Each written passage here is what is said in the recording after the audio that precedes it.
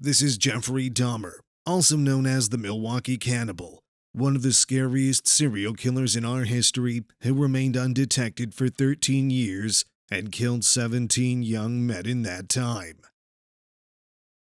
It's hard to understand how someone could commit such heinous acts and not feel any remorse. In this video, we will go over the psychological traits that most serial killers share, with a focus on the infamous Jeffrey Dahmer. Many serial killers were victims of physical, emotional, or sexual abuse as children. This can cause trauma that never goes away and can lead to an extreme hatred of other people or animals. Dahmer was born in Milwaukee, Wisconsin in 1960. In his case, his parents were divorced when he was a child, and he had a difficult time adjusting to the changes in his family. He struggled in school and had difficulty making friends. At the age of 18, he was arrested for sexually fondling a 13-year-old boy, but was released on probation.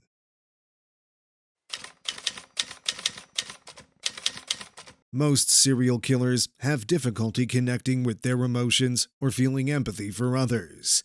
This makes it easier for them to commit violent acts without remorse or guilt. I desensitize myself to it. It's a process. It doesn't happen overnight. When you depersonalize another person and view them as just an object.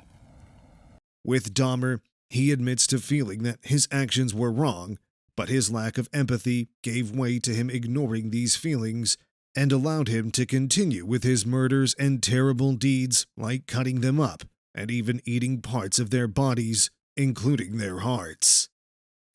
I always knew that it was wrong, but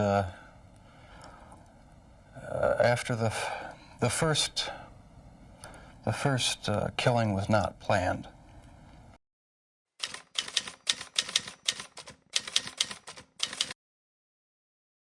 A trait often found in serial killers is narcissistic personality disorder, an exaggerated sense of self-importance or grandiosity. It has been suggested that some serial killers may have embraced this kind of thinking so they could justify the terrible things they did without feeling any guilt or remorse for their victims. When you killed these men, afterwards, were you repulsed? No, at the time it was almost addictive.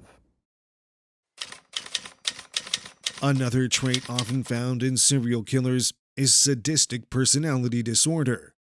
This disorder is characterized by an enjoyment of causing pain and suffering to others. Dahmer's victims were subjected to prolonged torture and mutilation before they were killed.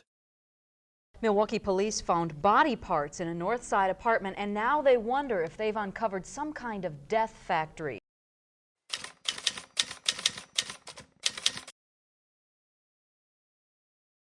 It's important to note that many serial killers also possess a deep-seated desire for control or power over others.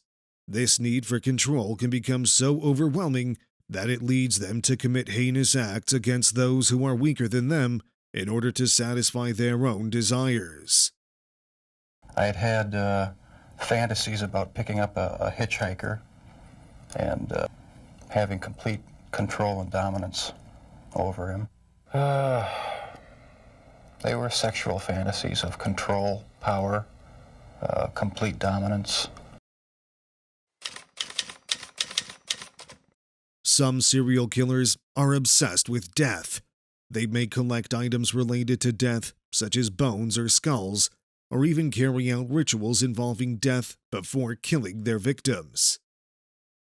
Jeffrey Dahmer's killings were not only sadistic, but also cannibalistic. He killed his victims, dismembered them, and then ate parts of their bodies. He stored their heads and bones, and even went so far to keep an embalmed head of one of his victims in his locker at the chocolate factory he worked in. Dahmer said his cannibalistic behavior was a way for him to assert control over his victims and to make them a part of him. Eating of the heart. It was a way of making me feel that they were a part of me.